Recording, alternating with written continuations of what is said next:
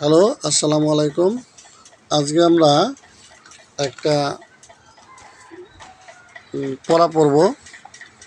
পড়াটার নাম হচ্ছে খুবই গুরুত্বপূর্ণ বিষয় আর কি।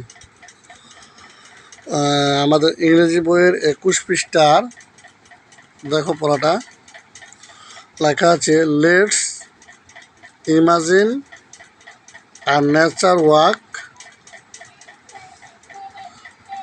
It's a group work and it can be done beyond the school time. অবশ্যই এটা স্কুল টাইমের বাইরে করা যেতে পারে, কারণ এটা একটা অনেক লেন্দি প্রসেস।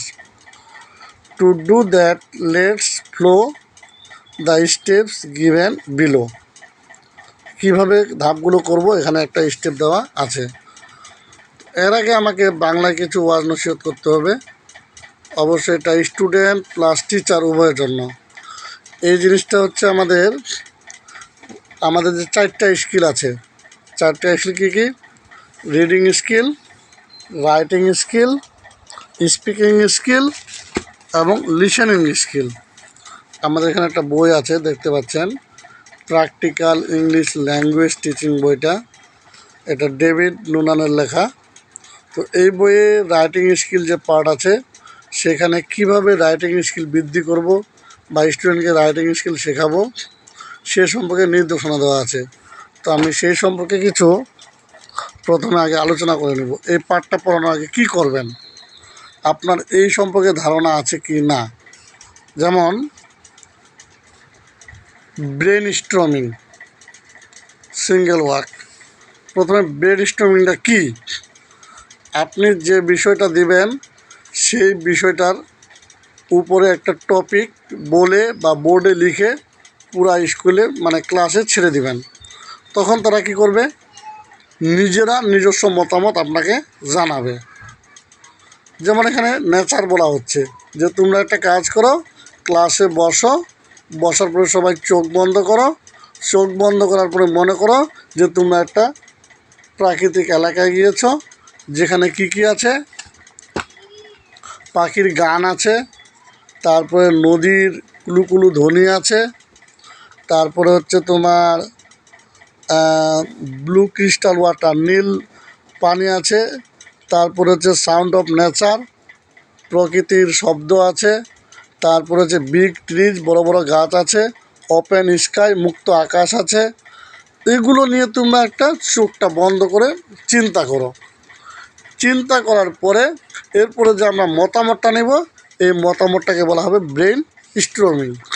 আর এই কাজটা হবে সিঙ্গেলে, একজনকে স্টুডেন্টকে তুলব এবং তার কাছ থেকে আমি মতামত নিয়ে বোর্ডে লিখব। দ্বিতীয়টা, এই যে বোর্ডে লিখলাম এটাকে বলা হবে ওয়ার্ড ম্যাপিং। যেমন একজন হয়তো বলল যে স্যার আমার চোখ খোলার পরে যখন প্রশ্ন করলাম, আমার মনে হলো আমি লেকের পাড়ে দাঁড়িয়ে আছি। তাহলে লেকের পাড়ে দাঁড়িয়ে থাকা কি? স্ট্যান্ডিং। তারপরে আপনি আবার একটা টান দেন। এরপরে আরেকজন বলল যে আমার মনে হলো যে আকাশটা আমার উপরে ছাতার মতো একটা ছাদ হয়ে আছে। তাহলে এখানে কিছু কথা আছে, ছাদ, রূপ, তারপর আমব্রেলা। এরকম করে করে আপনি একটা ব্রেন স্টর্মিংয়ের ছক তৈরি করতে পারেন স্টুডেন্টদের জন্য। প্রত্যেকের কাছে তার অপিনিয়ন নেবেন, নিয়ে আপনি কী করবেন? একটা ছক তৈরি করবেন। এই কাজটা হবে, অথবা স্টুডেন্টরা নিজেরাও করতে পারে, পেয়ারে করতে পারে, সিঙ্গেলও করতে পারে। এরপর হচ্ছে কুইক রাইটিং। এরপর আপনি কী করলেন? তাদেরকে গ্রুপে ভাগ করে দিয়ে, গ্রুপ মানে একখানে 5 জন, 6 জন, 7 জন বা 4 জন বসায় দিয়ে তাদেরকে বললেন, এই যে আমি এই লেখাগুলো লিখেছি, ওয়ার্ডগুলো লিখেছি, বিভিন্ন টেন্স এবং লিটারেরি ফিগার যোগ করে তোমরা একটা তাড়াতাড়ি করে একটা প্যারাগ্রাফ লিখো বা মনের ফিলিংসগুলো লেখো। তাহলে এটা হবে আমার কি? Quick writing. এটা গ্রুপে কাজ করবে। এরপরে রাইটিং ড্রাফটিং, ওই লেখাটা প্রত্যেক শিক্ষার্থী তাদের খাতায় লিখবে। লেখার পরে ফিডব্যাক, এবার জোড়ায় বসে তারা কি করবে? ফিডব্যাক দেওয়া শুরু করবে।